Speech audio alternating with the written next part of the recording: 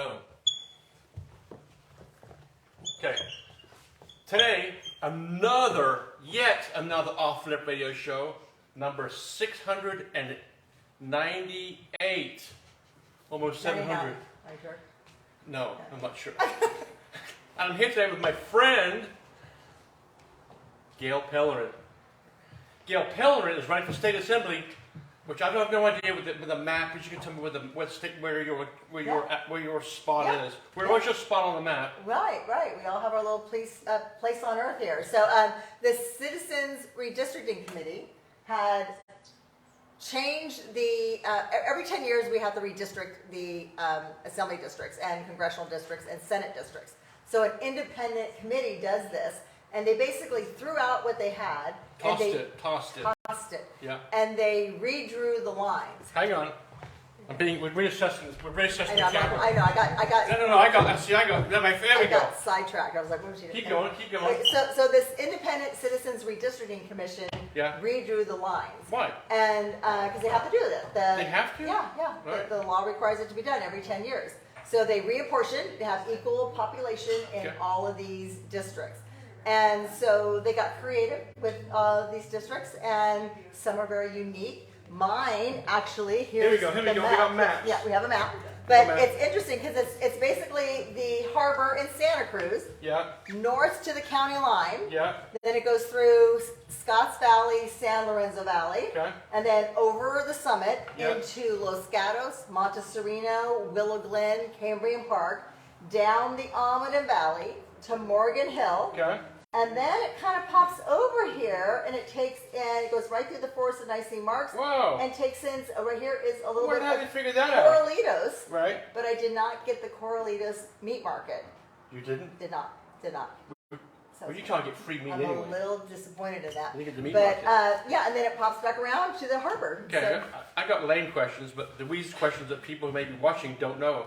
What does a state assemblyman or woman do? member. We can just use member. Member. Now it's member. Yeah.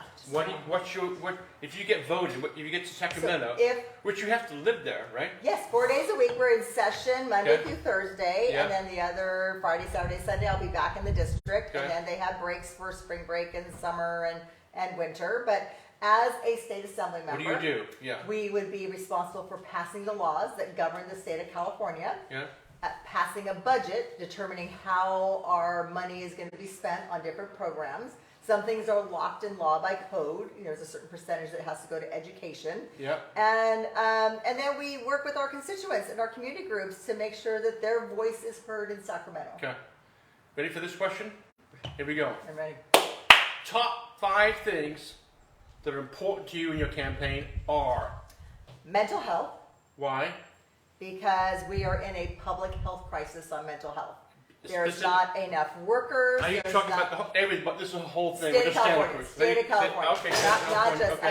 I think California and the nation, but my focus, of course, will be on California. Okay. But mental health, there's not enough in our workforce. There's not enough services. There's not enough beds. There's not enough continuum of care. So we need to really make an investment in our mental health, especially for our children who have been isolated after this pandemic. Right. And we're trying to get them reacclimated into schools, but they are suffering. Suicide is the second leading cause of death for 10 to 15-year-olds. That's not good. So we need wellness centers. We need on-campus counselors. We need to be taking care of our children. Number one. I'm sidebar. Is the money there to do that? To do all what you just said? Is the money in the state just to I be able believe. to Yes, do that? yes. We've been making some progress. We've Okay. passed, in the nation now, we have the 988 Emergency Mental Health Hotline. Okay. So if you are in a crisis, you can call 988. I didn't know that. Yeah. So 988, you Yeah. call it mental health crisis. Mental health, and a mental health trained person will be on the line to assist you through that crisis. So we have that piece of who you're going to call. But who's going to come How do they teach that in school to kids? and where are you going to go? Yeah. Right. So I've advocated, in fact, the county government building has the 988 number posted in all their public restrooms, and that's something I've advocated for, and it should be in every school restroom as well, absolutely. and on school campuses, Absolutely. so they know they can call or text, because we know how our young people like to text. Right. So either one of those. Okay. So we got who you're going to call, we Right. need to understand who's going to come, Yep. and where you're going to go. So those are two pieces, and we did, the legislature did pass AB 988 by Rebecca Bauer-Cahan this year, and that provides a funding mechanism for the 988 number and the programs we want to see happening in California to Very meet cool. the mental health challenges. Okay. Number two. Number two, housing affordability, shortage, Okay. and homelessness. So I kind of grouped that all into just shelter, affordable, accessible housing for people. We're just running out of room.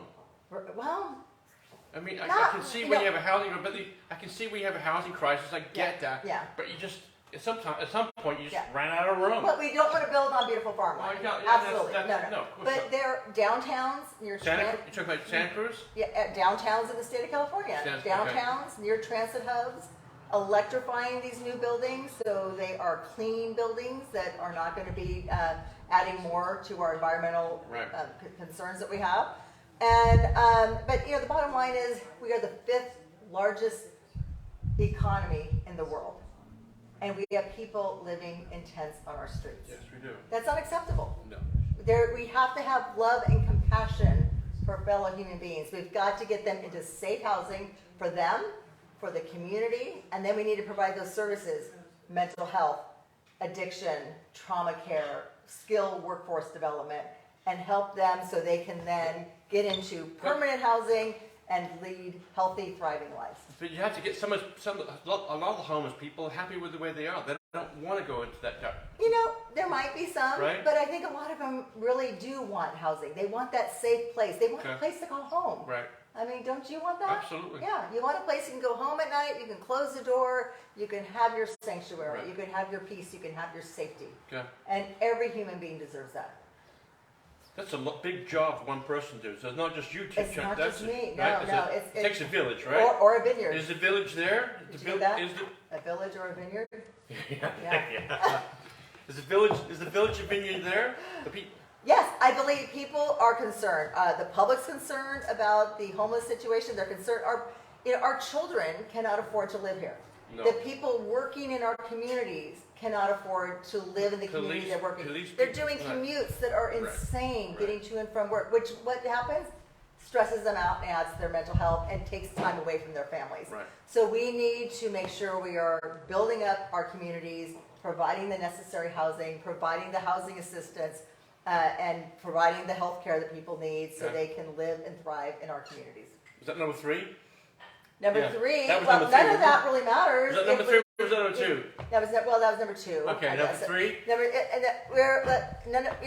It all means that we need to have a sustainable, healthy planet, Yeah. right? So all these things we want to do Wouldn't that be nice? are only going to succeed if we have an environment and a place where people can thrive. We can take care of our planet. We can reduce our greenhouse emissions. We can protect our resources like water. We can protect our forests and make sure things aren't burning down.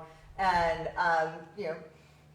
taking care of these amazing resources we have. We have in Santa Cruz, we have coastal protections we need to be concerned with. We have seawater rise. We have seawater intrusion. Lots happening.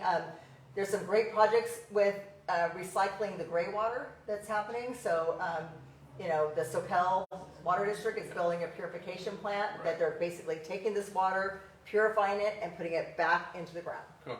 Number 4. Number 4, education.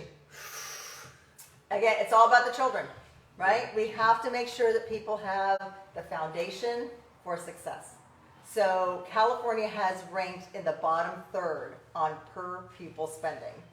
This year, we're getting up there. We're back into the top third, but we need to sustain that. And we need to not only have paths for kids to go to school pre-K. Okay. It's no longer K through 12. It's pre-K Pre-K, through right. 16. Yeah. We want to make sure that they have ability to go all the way through higher ed if that's the choice they want to make. Community colleges are great, fabulous resources. And we're seeing that some community colleges are providing free tuition now, which is wonderful. And our apprenticeship programs, our carpenters and plumbers and electricians all have these amazing apprenticeship programs. So people who aren't interested in doing this 4-year career path can get into an apprenticeship program where they can work during the day, learn a trade, go to school at night, and be able to live and have a prevailing wage. Number 5. Number 5, probably transportation. I I got a car. Yeah, well, that's the problem. We are all so dedicated to these cars, and we cannot build more freeways out of the congestion that we're in. I grew up in England. I grew up in England around trains. It was, yeah, I took my bus, took my train, took my underground. Yeah, yeah. But you can't just, it's been there forever. You can't just stick one in the ground. Right, I know. It seems overwhelming, and we should have done this Long time 75 ago. years ago. Right. But there's things we can do now to get people out of their cars, and by improving, we have Caltrain here that's going to, that's electrifying and making it more of a clean energy way of getting people from point A to point B. We need to expand that, and we need to work on our roads and our infrastructure and our bridges to make them safe, and Right. have some lanes that are dedicated to public transit, like buses that are getting people from wherever, their home to their work or their school. So we're not just plugging these transit corridors with tons and tons of cars. Okay. So we need to get people out of their cars. Website? It is Gail Pellerin, Forest